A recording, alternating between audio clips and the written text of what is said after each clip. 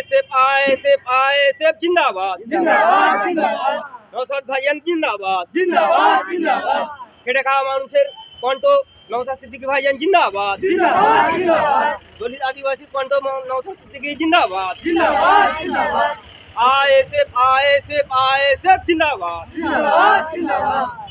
21শে জানুয়ারি ISF এর প্রতিষ্ঠা দিবস জিন্দাবাদ। 21শে জানুয়ারি আইএসএফ এর প্রতিষ্ঠা দিবস জিন্দাবাদ। নওশাদ ভাইজান জিন্দাবাদ জিন্দাবাদ জিন্দাবাদ। 21শে জানুয়ারিকে আমরা প্রতি বছরের ন্যায় পালন করব, এই স্লোগানে আমরা রাজপথে থাকছি, থাকবো।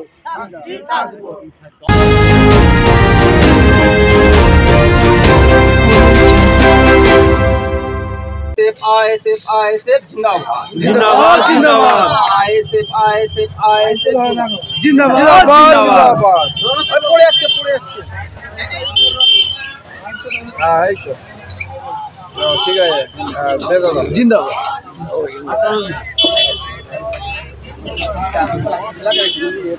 হ্যাঁ বড় হয়ে ঠিক করো রে, বড় বড় হয়ে গেছে। জিন্দাবাদ জিন্দাবাদ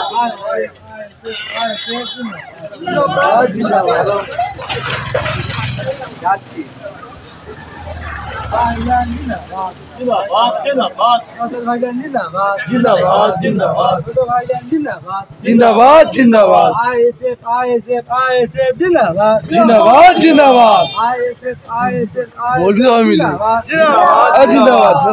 দেখুন, কোর্টের রায় ছিল যে ওখানে আমরা প্রথমে অ্যাপ্লিকেশন করা হয়েছিল যে মেমোরিয়াল হেতে রানী রাসমণিতে যেমন প্রতি বছর করা হয়, রানী রাসমণি অ্যাপ্লিকেশন ওরা দেয়নি। তারপরে আমরা ভিক্টোরিয়া হাউসের সামনে আবেদন করেছিলাম, পুলিশ প্রশাসন বিভিন্নভাবে ঘুরে সেটাকে দেয়নি। আমরা কোর্টের দ্বারস্থ হয়েছিলাম, সিঙ্গেল বেঞ্চ রায় দিয়েছিল আমাদের যে ওখানে করা যাবে।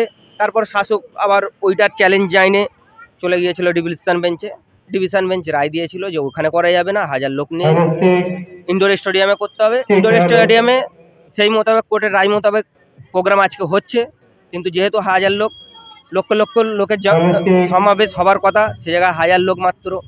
তা আমরা করলাম কি, আমাদের বিভিন্ন এলাকা ভিত্তিক, যেমন ভাঙড়ে দেখবেন আপনারা হাজার হাজার লোক আজকে প্রোগ্রাম করছে, বিভিন্ন এলাকা ভিত্তিক সব জায়গাতেই আজকে প্রোগ্রাম চলছে। তা আমরাও আমাদের 49-46 নম্বর ওয়ার্ড কমিটির পরিচালনায় আজকে আমরা উনসানি লস্করপাড়া পার্টি অফিসের সামনে আজকে প্রোগ্রাম নিলাম।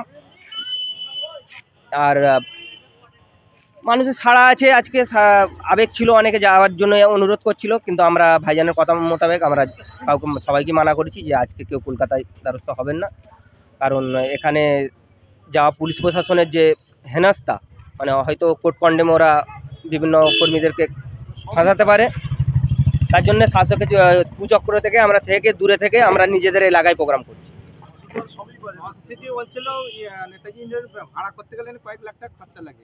হ্যাঁ, এটা তো একটা আশা, মানে আমাদের স্বপ্ন ছিল যে আমরা পরবর্তীতে একটা সময় হয়তো নেতাজি ইন্ডোরে প্রোগ্রাম করব, হয়তো ভাইজানের স্বপ্ন ছিল সেটা ভাইজান, এটাও আমাদের তো বড় জয় যে একটা ফ্রিতে, যেখানে 5 লাখ টাকা ভাড়া লাগে সে জায়গায় কোর্টের নির্দেশে আমরা ফ্রিতে পেয়ে গেছি, সেই জায়গায় ফ্রিতে প্রোগ্রাম করতে পারছি। অ্যাকচুয়ালি শাসকের যে গর্ব যে আমরা ওখানে মানে ভিক্টোরিয়া সামনেটা নিজের বাপকালী সম্পত্তি ভাবছে যে আমরা ওখানে ছাড়া কাউকে প্রোগ্রাম করতে দেব না, কিন্তু সংবিধানের রায় আছে যে গণতন্ত্রে সবাই তার প্রোগ্রাম মিটিং মিছিল করার অধিকার রাখে, কিন্তু শাসক ভাবছে যে ভিক্টোরিয়া হাউসের সামনেটা ওইটা আমাদের বাপকালী সম্পত্তি। নিশ্চয়ই পরবর্তীতে আমরা চ্যালেঞ্জ করছি, ওই জায়গায় আমরা আইএসএফ দাঁড়িয়ে প্রোগ্রাম করব। আজকে আপনাদের এলাকা থেকে কি প্রোগ্রাম হবে সারাদিন ধরে? আপনি দেখলেন একটু লাইভ চলেছে যে পতাকা উত্তোলন হয়েছে, ভাইজান যে ওখানে ইনডোর স্টেডিয়ামে যে প্রোগ্রাম করছে তার লাইভ চলবে, এখানে মানুষ শুনুক ভাইজান কি বার্তা দেয়।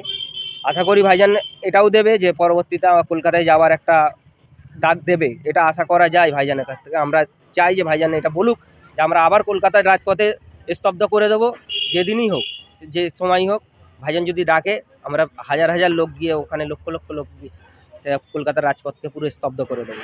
আশা রাখবো ভাইজানের কাছ থেকে যে এটা যেন ভাইজান একটা ডেট দেয়। কলকাতায় মানুষ অনেক আবেগ নিয়ে বসে আছে যে কলকাতার রাজপথে আমরা একবার দেখা করতে চাই।